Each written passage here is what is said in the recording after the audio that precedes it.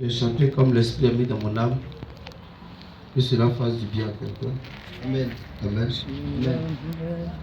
Alors nous sommes en janvier 2024 et le thème que le Seigneur m'a inspiré pour ce mois est destinée et destin. Amen. Amen. Destinée et Destin. destin. Gloire à Jésus. Amen. Et nous avons commencé à prêcher le dimanche passé avec un sous-thème. Alléluia. Amen. Qui se souvient du sous-thème? Le sous-thème là, c'était quoi? Quel est le sous-thème qu'on a traité depuis dimanche? Des meilleurs et solides fondements pour une saison de gloire. Reprends ça avec force. Des meilleurs et solides fondements pour une saison de gloire. De meilleurs Et solides fondements et solides fondements pour une saison de gloire. pour une saison de gloire. Alléluia. Amen. Que le nom du Seigneur soit béni. Amen. Donc on est en train de parler des solides fondements pour une saison de gloire. Cette année, il a dit que Dieu a un projet avec nous. Amen. Amen. Dieu a l'intention de faire des prodiges. Dit prodige. Prodige. Et quand Dieu a l'intention de faire des prodiges, alors il faut avoir une attitude de préparation. Amen. Amen. Alléluia. Quand on sait qu'il va pleuvoir, qu'est-ce qu'on fait au village? On met les affaires pour recueillir de l'eau. Alléluia. Amen. C'est quand on sait qu'il va pleuvoir. Mais la femme qui n'est pas très sage, qui ne croit pas qu'il doit pleuvoir, qu'est-ce qu'elle fait? Hein? Elle ne prépare rien, et puis il pleut, et puis la pluie coule à terre. Amen. Amen. Et puis après, qu'est-ce qu'elle fait? Elle regrette. Elle va demander l'eau aux gens. Puis elle n'a pas cru. Alléluia. Amen. Mais nous ne sommes pas de cette catégorie de femmes, n'est-ce pas? Amen. Nous, on est sages. On a l'esprit de notre Père, l'Éternel. Donc, on va se préparer. Si Dieu a dit, c'est qu'il va pleuvoir. Amen. Le dimanche dernier, j'ai préparé les cœurs sur la foi quand Dieu parle de miracles. Quand Dieu parle de prodiges, apparemment, quand tu regardes l'atmosphère, c'est toujours le contraire. Amen. Amen. Alléluia. Amen. Alléluia. Amen. Quand Dieu a dit à Joseph que le soleil, la lune et les étoiles vont se prosterner devant lui, vous voyez, c'est une destinée très grande. Amen. Amen. Et Joseph était content. Quand il racontait à ses frères, il était content. Mais Dieu ne lui a jamais dit qu'il va être jeté dans un puits au serpent. Alléluia. Amen. Non, je voudrais que vous soyez rassurés. Avec Dieu, c'est la même chose. Il n'a pas changé. Dieu ne lui a jamais dit, ma fille, on est là. Dieu ne lui a pas dit qu'il va le vendre et qu'il va faire un voyage de Canaan en Égypte sur le dos d'un animal, attaché en plus, sous le soleil, pendant des jours et des nuits, dans le désert du froid. Vous connaissez la matin du désert, avec les tempêtes de poussière, de sable, ça rentre dans ses narines, et puis il n'a pas le droit de faire comme ça, avec ses mains sont attachées. Tout ça là, ça suffit des choses. Amen. Alléluia. Dieu ne lui a jamais révélé ça. Dieu ne lui a pas dit aussi que quand il va arriver en Égypte, alléluia, Amen. est-ce qu'on a un mot? Amen. Et Joseph est allé, ils l'ont mis en prison, il a été esclave en prison. Vous voyez, Dieu ne lui a jamais dit tous ces paramètres-là. Je vais vous dire la vérité. Si Dieu te dit les paramètres de ton appel, tu ne vas pas le servir. Vous savez ça? Vous savez, ceux qui refusent l'appel de Dieu, c'est les gens qui ont regardé ce qui s'est passé à Joseph. Hein? Et après qu'ils refusent l'appel, hein? C'est vrai qu'on ne va pas féliciter ceux qui refusent. Mais il y a de quoi? Amen. Amen. C'est pas facile. Alléluia. Amen. C'est pas facile. Je vais vous dire quelque chose. Sur la terre, il y a une seule catégorie d'hommes que Dieu, le diable craint, pardon. Qui peut me dire ça? La seule catégorie d'hommes que le diable a peur de voir là, c'est quand l'homme a un rêve. Donne-moi. Dis à quelqu'un un rêve. Un rêve. Il faut dire encore un rêve. Un rêve. Le rêve que vous voyez là, ça vous dit absolument rien. Mais c'est ça que le diable craint. Quand Dieu a créé les hommes, il les a créés tous avec une destinée chacun. Amen. Amen. Alléluia. Amen. Chaque personne a une destinée. C'est comme chaque maison, il y a lumière installée. Amen. Amen. Mais le diable va avoir peur. Ça dit le voleur qui est dans la maison va avoir peur lorsqu'il sait que celui qui est en train de rentrer là, il sait qu'il y a lumière. Si vous comprenez bien. Le rêve est la conscience qu'il y a quelque chose qui est placé en toi. Vous comprenez très bien. Si tu rentres dans une maison que tu ne sais pas, par exemple, je suis allé voler dans ta maison, je suis caché dans un cotopa là. Mais toi, tu rentres, tu ne sais pas qu'il y a la lumière dans ta maison, qu'il y a des ampoules, qu'il y a des interrupteurs. Vous voyez, je n'ai pas trop peur. Parce que je sais qu'elle te surprend. Alléluia. Amen. Mais dès que je t'entends dire, l'interrupteur, tu as la porte et tu dis, l'interrupteur vers la porte, non. Attendez, appuyez. Dès que j'entends ça, je suis dans la maison, je suis un voleur. Vous voyez ce qui se passe? Je suis paniqué un coup. Pourquoi? Parce que tu es conscient de la lumière. Or, si tu allumes la lumière, il n'y a rien à faire. On va m'attraper. Bravo. Amen. La conscience de la lumière, c'est ce qu'on appelle le rêve. Alléluia. Amen. Le rêve. Chaque personne a une destinée. La lumière en nous s'appelle des destinées. Dieu a placé quelque chose dans chacun de nous pour manifester sa gloire. La destinée est une manifestation particulière de la gloire de Dieu dans la vie d'un homme. Alléluia. Amen. Est-ce qu'on m'entend bien? Amen. La destinée, je l'avais défini la fois dernière, je suis en train d'augmenter maintenant. C'est une manifestation particulière de la gloire de Dieu dans la vie d'une personne. Il y a plein qui sont morts sans jamais manifester leur destinée. Alléluia. Amen. Mais après, on prend quelqu'un, il va te dire, ah moi, je cherche un travail, si j'ai eu un travail quelque part là, je prends. Tu vois, quand quelqu'un parle comme ça, déjà, on sait qu'il n'est pas conscient de sa destinée. Alléluia. Amen. D'abord, il n'est pas conscient qu'il y a une destinée. Il pense qu'il est créé au hasard. Ou bien il pense qu'il est créé au hasard. Alléluia. Amen. Alors, bon, si j'ai pu avoir une table au marché pour vendre poisson sec, ça va. Tu vois, quand quelqu'un parle comme ça, le diable est content. Voici la catégorie des gens que le diable aime. Que tu sois païen ou chrétien, ça n'a rien à voir avec ce qu'il dit. Ce n'est pas le fait que tu es chrétien là qui effraie d'abord le diable. Amen. Amen. Ce qu'il effraie, que tu sois païen, du moment où tu es conscient de ta destinée, demandez à Didier Drogba. Son papa un jour a rendu service à quelqu'un sur la route et la personne l'a béni. La personne lui a dit ton nom sera entendu et parlé, connu dans le monde entier. Or lui, il sait qu'il était en paix de vitesse. Sa vie était en train de s'éteindre là-bas. Amen. Alors quand il fait son enfant, il s'est dit, mais est-ce que c'est lui là qui va rendre mon nom grand? Amen. Amen. Et son frère qui joue ballon en France vient et puis dit, lui et sa femme n'avaient pas enfant. Puis il veut prendre Didier, il va l'adopter. Il va l'envoyer en France. Papa de Drogba a regardé et puis il a compris que la destinée qui avait été annoncée sur sa vie là, on dirait que c'est ça qui veut se manifester là. Puis ils ont envoyé l'enfant. Arrivé là-bas, le monsieur l'a mis dans le football.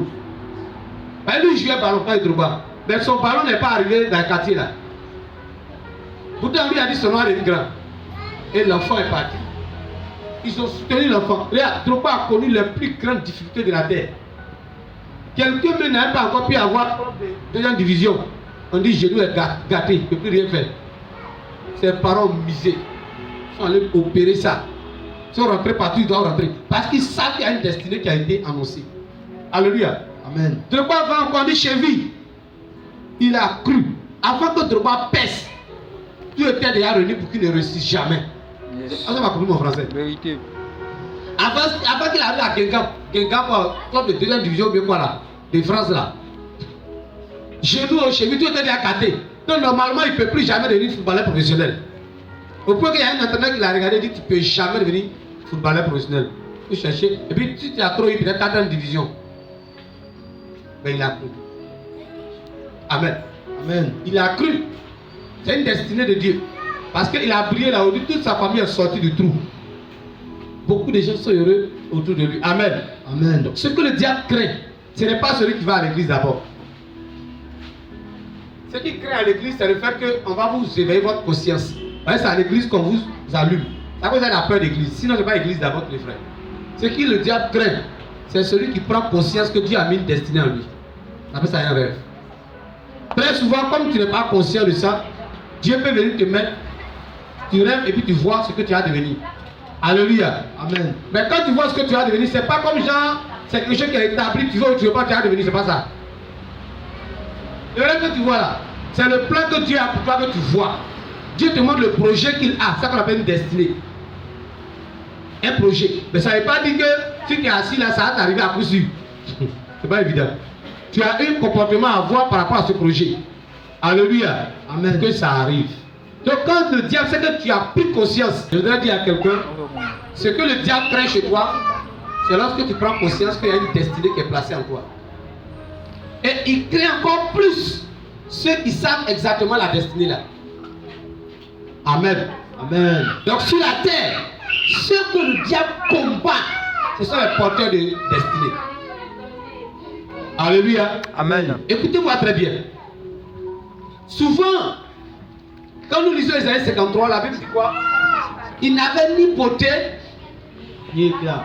ni éclat pour faire quoi? Pour attirer les regards. Qui peut prendre le passage? Isaïe 53 dit quoi? Il veut parler à une personne de destinée ici. Ni éclat. Pour Alléluia. attirer les regards. Vous voyez, très souvent les gens se compromettent parce que le chemin de la destinée est effrayant. Oui, je vous dis la vérité. Le chemin de la destinée est tortueux, imprévisible et compliqué. C'est pourquoi il y a beaucoup d'appelés. Plein de gens prennent conscience de leur destinée, mais très peu y arrivent. Est-ce qu'il n'y a pas là quelqu'un? Hein? Beaucoup arrivent quand même à prendre conscience de une destinée. Mais parmi eux, c'est filtrer ceux qui y arrivent. Parce que pour y arriver, il faut être courageux. Il faut être déterminé. Alléluia. Dis-moi, c'est toi, dis quoi? Qui a cru Qui a cru quoi? à ce qui nous était annoncé? Qui a cru à la destinée? La destinée, c'est comme, c'est un rêve. Emmanuel, dans la lignée de ton papa là, il y a combien de milliardaires là-bas? Et puis on te dit, toi tu as compté milliards en centaines. Bon, toi-même quand tu regardes, tu crois? Hein? I dream. Sandra, on te dit que toi tu as un jet privé. Chez vous là, ceux qui ont voiture, c'est combien? Et puis on parle de jet privé. Et puis on dit pas, on dit que tu auras 105. Voilà la destinée. La destinée, quand tu entends, c'est comme une folie que Dieu te raconte. Alléluia. Amen. Qui a folie, ça peut pas aussi. Qui a reconnu le bras de l'Éternel? Qui a reconnu le bras de l'Éternel? Ça veut dire quoi? L'instrument que Dieu a pris pour manifester ce projet glorieux. Dieu dit quoi? Je vais susciter un puissant homme de Dieu.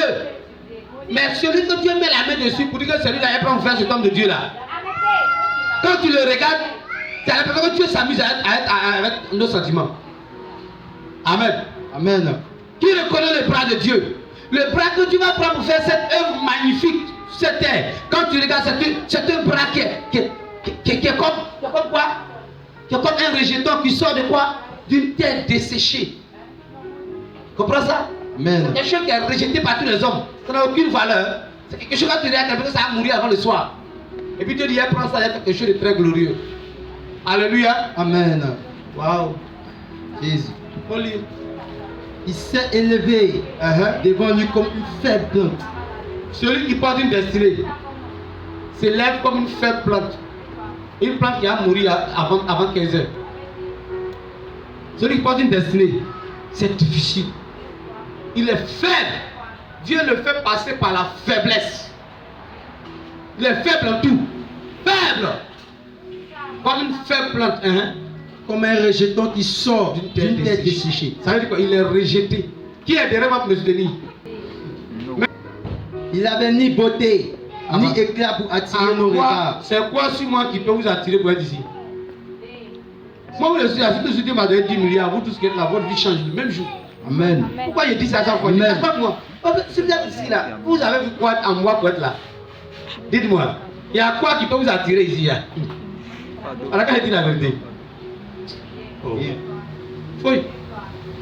Et son aspect n'avait rien pour plaire. Rien. Il n'y a rien. Mon aspect me m'énerve. Regarde quand il prêche, on me fuit en même temps.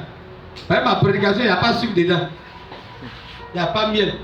C'est pas ça qu'on a rempli de sel.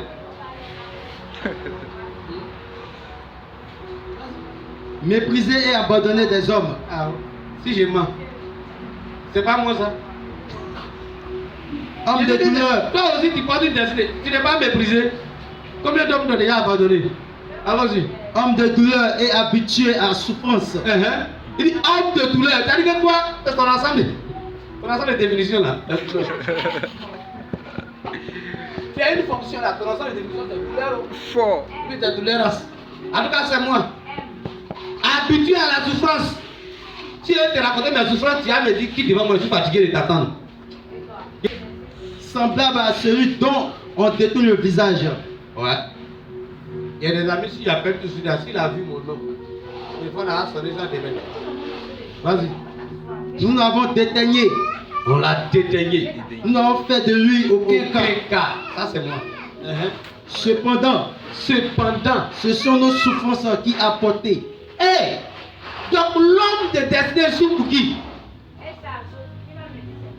Les autres là, c'est qui exactement? Nous là, c'est qui? Le membre de Dieu. Vous n'avez pas compris. C'est pas là quelqu'un. Amen. Si Dieu te révèle une grande destinée, il faut bien attacher ceinture. Dieu dit toi, tu vas sauver des millions de personnes qui se convertissent. Amen. Amen. Alléluia. Amen. Quand tu regardes, tu as l'impression que ça ne va jamais arriver. Mais il a dit. Hein? Amen. On lit encore. C'est de nos douleurs qui s'est chargé. Ici pour qui? Pour nous. Tous ceux qui va sauver là, c'est leur prix, ils payent. Écoutez-moi Amen. bien, il n'y a pas gratuit à être Dieu. Dis ça à quelqu'un. Il n'y a pas de gratuit avec Dieu. En fait, quand on dit le don gratuit de Dieu, là, souvent on ne comprend pas. Il y a gratuit et puis il y a cadeau. Hein. Amen. Ce que nous on appelle cadeau là, ça dit, tiens, tu fais rien, tu donnes. Ça n'existe pas. Alléluia. Amen. Tu vas payer un prix. Alléluia. Amen. Tu vas payer un prix. Amen. Quand Dieu a tant aimé le monde qu'il a donné son Fils unique, il y a un don qui est fait pour que quelque chose arrive. Amen. Si tu as une destinée, frères et sœurs, tu vas payer le prix. Amen. Et si ta destinée est grande, ton prix sera grand. Amen. Donc je dis ça pour préparer quelqu'un. Il ne faut pas commencer à dire, oh je souffre trop, j'abandonne Dieu. Celui qui te prêche, il est déjà en avance. Suis-moi. Qui veut avoir une grande destinée? Alléluia. Je lève ma main. Qui veut avoir une grande destinée ici? Hein? Les mains c'est là difficilement. Hein? Bon, si tu veux avoir une grande destinée, tiens-toi debout et voir. Maintenant, restez debout. Il a posé une question. Qui veut souffrir beaucoup? Il lève la main droite. Maintenant, qui veut avoir une belle voiture? Qui veut payer la voiture qui est chère? Mais quand on paye cher, c'est quoi? C'est beaucoup d'argent, non? L'argent que tu vas donner, c'est la souffrance là.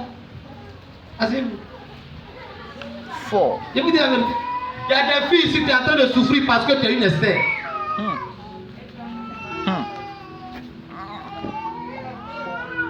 Je parle à quelqu'un. Oh, papa. La vilaine vie que tu es en train de mener. Quand il dit vilaine, pas à cause de tes péchés. C'est vilain parce que tu n'aimes pas ça, c'est trop compliqué. La vilaine vie que tu es en train de mener là, c'est parce que tu es une Esther. Est-ce que vous m'entendez bien? Alléluia. Vous savez ce qui est arrivé à la reine Esther? Tu peux dire ça? Qu'est-ce qui est arrivé à Esther? Comme prix payé pour avoir la destinée. Esther a marié le plus grand roi de la terre en son temps. Assyrus là. C'était le plus grand roi de la terre. Un empereur. Il dépasse Joe Biden. Quel a été le prix qu'Esther a payé? Quand Esther est née nette, elle était un bébé. Et puis il y a eu la dévastation, ils ont tué tous ses parents. Et puis ceux qui ont tué ses parents là, ils l'ont pris, ils sont partis avec elle en esclavage. Esther a fait son enfance jusqu'à l'adolescence, jusqu'à les jeunes femmes, étant esclave. Vous savez ce que signifie esclave? Esclave là, tu travailles, tu n'as aucun droit. Un esclave, tu travailles, tu n'as aucun droit, on ne te paye pas. Mais tu ne peux pas dire non. Esclave n'a pas le droit de dire je suis fatigué. Esther a fait ça depuis bébé comme ça. jusqu'à devenir femme, homme. Alléluia. Amen. Est-ce que vous savez que Esther pouvait se livrer à la prostitution? Vous dites, ça n'est assez. Qui est ce Dieu d'Israël? Moi, Esther, qu'est-ce que j'ai fait? À peine je nais, je n'ai même pas pu dire papa, maman aussi dans ma vie. Je n'ai pas eu affection paternelle ni maternelle. Moi, mon père. Amen. C'est ce qui est arrivé à Esther. Donc, ma fille, mon fils, si tu es en train de vivre une misère, une douleur qui détruit et ronge ton âme, il ne faut pas te décourager. Amen. Il ne faut pas dire ça comme maman. Amen. Après Dieu, c'est bon. Esther est restée chrétienne. Elle est restée vierge. Et puis parler à quelqu'un. Oh papa. Esther aurait pu se livrer. Elle est restée vierge. Le jour de son jour est arrivé. Parce que la destinée a besoin de te trouver dans des circonstances précises. Si la destinée, son heure arrive et qu'elle vient, attendez, tu es en train de souffrir là. Je peux parler à quelqu'un? Tu es en train de souffrir là. Tu ne connais même pas le plan de Dieu pour toi. Peut-être que tu es prédestiné par Dieu à marier un roi, à marier un dignitaire. Tu parles à quelqu'un? Mais imaginons que tu es en train de te décourager et que tu rentres à aller te livrer à un homme qui te gâte. Quand le roi va venir, ça peut être un problème. Tu parles à quelqu'un? Oh papa. Eh, oui, ça peut être un problème. Est-ce que mes filles sont là? Alléluia. Quand tu es en train de souffrir, ça fait mal. Dieu vous dit quelque chose. Dieu dit quelque chose qui va vous encourager. Alléluia. Amen. Par moment, hein,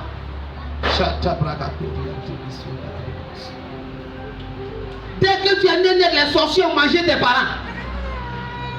Amen. Amen. Dès que tu es né, les sorciers ont commencé à ruiner ta vie. Et tu as l'impression que Dieu t'a abandonné.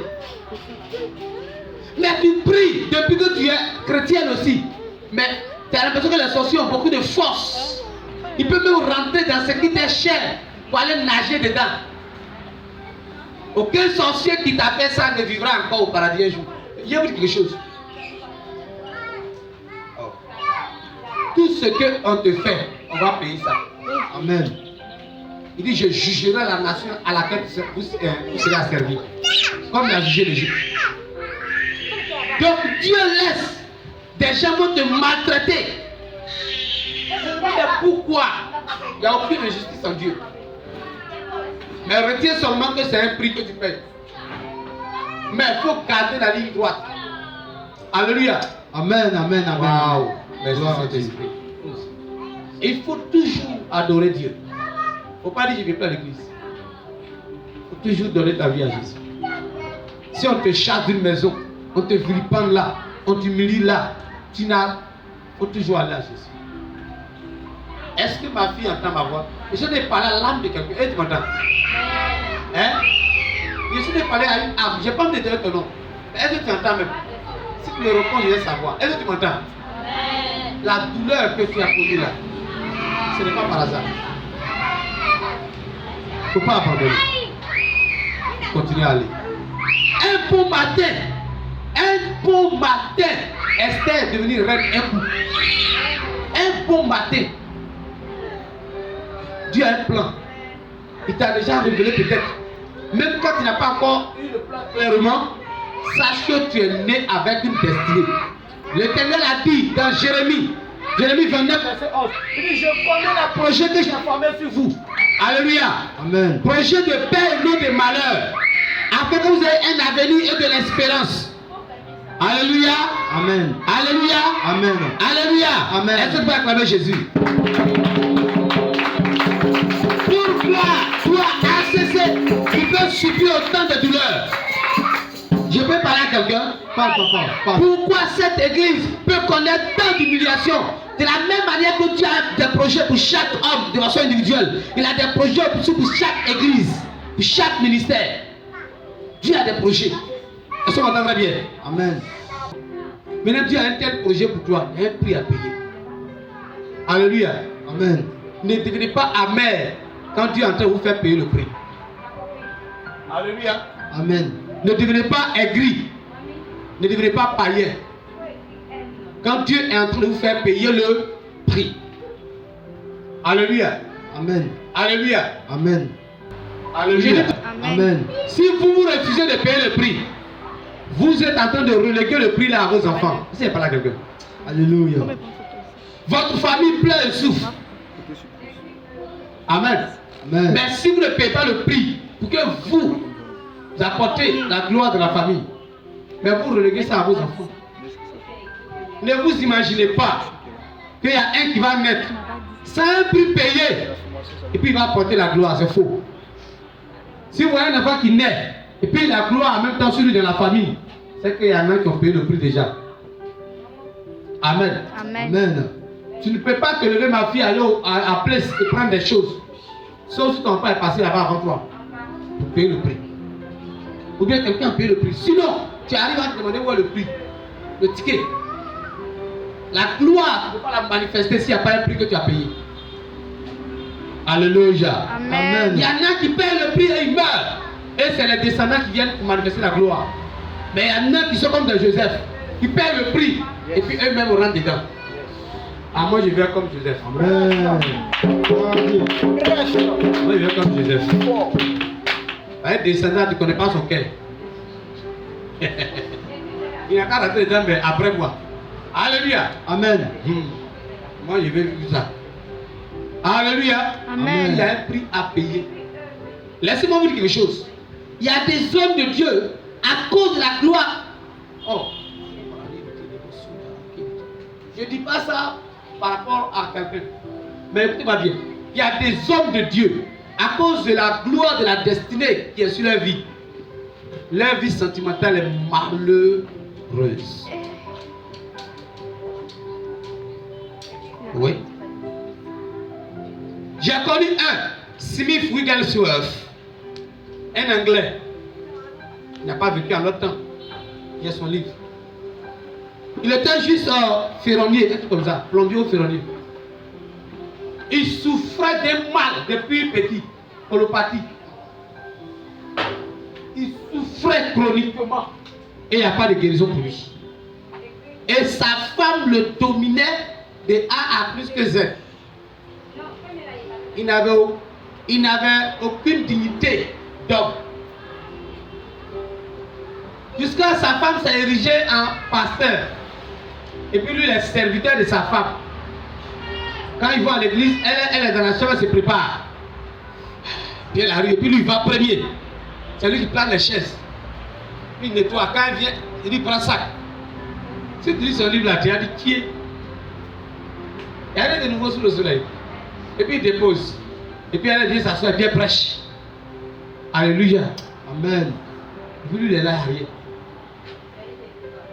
Il a payé ce prix, mais il était toujours chrétien. Je ne sais pas pourquoi il parle de ça aujourd'hui.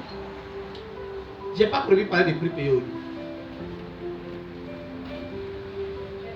Mais regardez-moi bien. Un jour, sa femme a eu un problème, elle n'est pas vite venue à l'église. Donc c'est lui qui était là. Le petit peuple là était là. Il fait comment?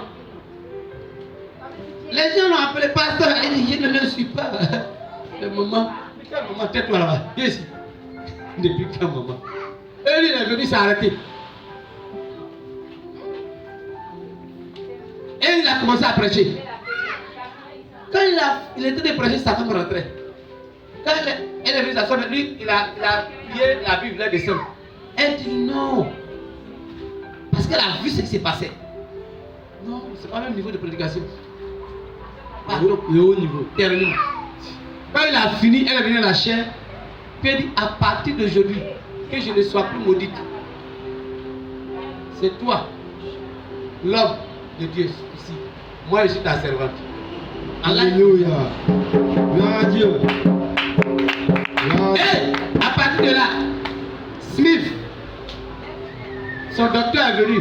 Il a eu un problème de colopathie, à se réveiller. Il avait très mal. Le docteur est venu. Le docteur dit, ah, ça on doit t'opérer, c'est très grave. C'est ce que Smith a dit. Et quand j'ai vu dans la Bible, ils ont écrit que par ses maîtrises, nous sommes guéris. Lui, il a une foi bête comme nous autres. C'est écrit que par ses maîtrises, nous sommes guéris. Bon, Si par cette médecine je suis guéri, pourquoi tu es opéré? Et il a dit au docteur, aujourd'hui, jusqu'à ce que je sois au ciel, aucun instrument de l'hôpital n'entrera dans mon corps. Parce que la Bible dit que mon corps est le temple du Saint-Esprit. Alléluia. Je ne sais pas si on peut accepter qu'on performe le temple d'un roi chaque fois. Piquer, opérer, déchirer. Jamais. Moi-même, ma propre maison, il ne peut même pas. Si Dieu ne peut pas sauver sa maison, il n'a qu'à me laisser mourir. Hein? Et puis il a pris ses affaires, il dit ça a travaillé. Donc, il n'était pas encore en plein temps. Il sort. Le docteur dit à sa femme, il faut aller apporter le certificat de décès. Parce que cet homme ne te reviendra pas. Il mourra là. Si ça il mourra. Hein? Et puis ils ont découvert appendicite encore. Il est parti. Et ce jour-là, il a eu beaucoup de marchés. Donc, tard la nuit, il n'est pas encore venu. Il n'y avait pas encore de téléphone cellulaire. Donc sa femme, le docteur est venu là. Il dit, où il est? Elle dit, il n'est pas encore venu. Le docteur lui a dit, bon, on va faire les papiers. Il est mort. Ce que j'ai vu dans son ventre, il ne peut pas vivre. Et il était là en train de causer. Et puis on tape à la porte. C'est un gars qui est brut. Mais on ouvre. Et sa description, on dit la moustache comme moi. Il n'enlève jamais. Il a fait aller pour l'enlever. Et il rentre. Quand il rentre, le docteur dit, ça c'est un revenant. Il a dit au docteur, je serai à tes funérailles. Lui, on ne joue pas bien. Il ne va pas t'amuser avec lui. Il a parlé par là, il va déclarer. Il dit, docteur, c'est moi qui viens prier le jour de tes funérailles. Ça s'est réalisé. Amen. Amen. On fait analyse, tout a disparu. Gloire à Dieu. Jésus. Mais il a payé un prix fort. Pendant des années. Il y a des hommes de Dieu, à cause du ministère, qui est sur leur vie. Il y a des choses terribles qui vivent, qui ne peuvent pas vous expliquer. Amen. Amen. Ce que je peux vous dire, priez pour vos pasteurs.